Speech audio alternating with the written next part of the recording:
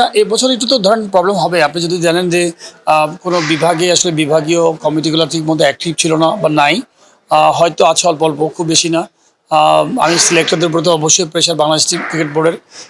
সবকিছু মিলিয়ে আমার মনে হয় যে একটু তো ধরেন একটু আছে সামনে ক্রিকেট বোর্ডের ইলেকশন। তো একদম প্রপার ওয়েতে হয়তো ঠিক নাই। বাট আমি মনে করি যে অ্যাডজাস্ট হয়ে যাবে।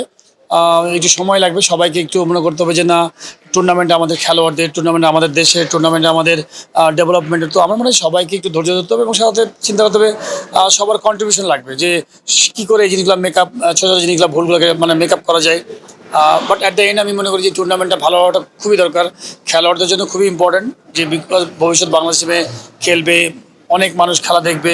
এই একটা ইভেন্টকে কেন্দ্র করে দেখবেন যে কত মানুষ ইনভলভ থাকে, মিডিয়া ইনভলভ থাকে, নিউজগুলো ইনভলভ থাকে, জনগণ ইনভলভ থাকে, ইয়াং জেনারেশনরা খেলা দেখে, তারা হয়তো উজ্জীবিত হয় খেলার জন্য। তো সবাই ইনভলভ থাকে, এখানে কোচিং স্টাফ জড়িত, ম্যানেজমেন্ট জড়িত। তো একটা সুন্দর, আমার কাছে আশা করি যে এই ইভেন্টটা খুব সুন্দর হবে এবং যেন কোয়ালিটি হয়।